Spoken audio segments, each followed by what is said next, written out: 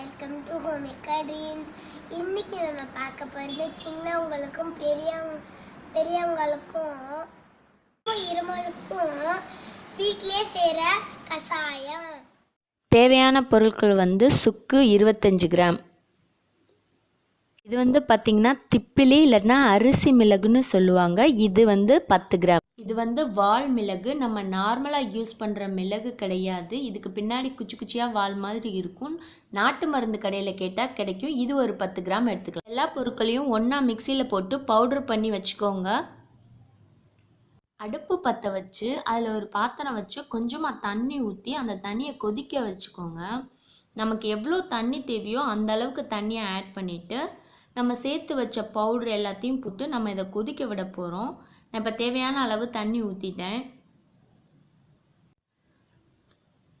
இதில் இப்போ நம்ம அந்த சுக்கு மிளகு திப்பிலி எல்லாம் சேர்த்து அரைச்சி வச்ச பவுடரில் கொஞ்சமாக போட்டுக்க போகிறோம். ஏன்னா இது எல்லாமே காட்டமானது. சுக்கும் காரமானது, மிளகும் காரமானது, அரிசி திப்பிலியும் காரமானது. அதோட கொஞ்சோண்டு மஞ்சத்தூள் சேர்த்துக்கோங்க. வாசனைக்காண்டி ஏலக்காய் சேர்த்துக்கோங்க. இதெல்லாம் நல்லா கொதிக்கணும். எல்லாருக்குமே தெரிஞ்சது தான் மிளகு நம்மளோட சளியை இளக்கிரும்ன்றது. சுக்கு மிளகு திப்பிலி இதெல்லாம் சேர்த்து நம்ம நல்லா கொதிக்க வச்சு அதோட பனங்கல்கண்டு போட்டு குடித்தோன்னா நம்மளோட சளி சீக்கிரம் குறைஞ்சிரும்.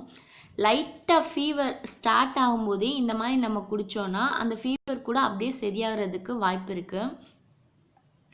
அப்புறம் நைட்டு தூங்க முடியாமல் ரொம்ப அதிகமான இருமல் இருந்தால் இது பார்த்திங்கன்னா இப்போ நல்லா கொதிச்சிருச்சு. நான் இது நார்மல் வாட்டரில் தான் இதை கொதிக்க வச்சேன். ஆனால் எங்கள் பாட்டி என்ன பண்ணுவாங்கன்னா சாதம் வடிக்கும் போது அரிசி தண்ணி இருக்கும்ல அந்த தண்ணியில் தான் இதை கொதிக்க வச்சு எல்லாருக்கும் கொடுப்பாங்க.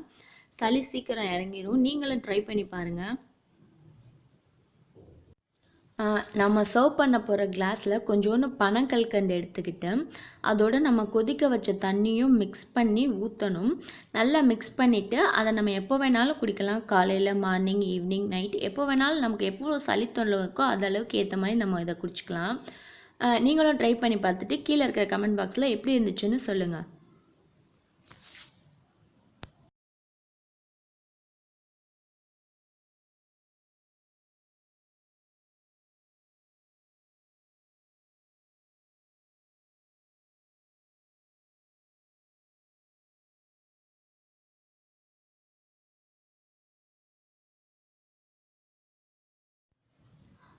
இந்த மழை காலத்துக்கு ஏற்ற ஒரு ரெசிபி நான் போட்டிருக்கேன்னு நினைக்கிறேன். உங்களுக்கும் இது யூஸ்ஃபுல்லாக இருக்கும்னு நான் நம்புகிறேன். அப்படி யூஸ்ஃபுல்லாக இருந்துச்சுன்னா இந்த வீடியோக்கு ஒரு லைக் கொடுங்க. உங்கள் ஃப்ரெண்ட்ஸுக்கு ஷேர் பண்ணுங்கள். மறக்காமல் எங்கள் சேனலுக்கு சப்ஸ்கிரைப் பண்ணுங்கள். சப்ஸ்கிரைப் ஃப்ரீ தான் ஃப்ரெண்ட்ஸ். ப்ளீஸ் சப்ஸ்கிரைப் பண்ணுங்கள். அதுக்கப்புறம் வேறு ஒரு நல்ல வீடியோவோட நான் உங்களை சந்திக்கிறேன். தேங்க்ஸ் ஃபார் வாட்சிங்.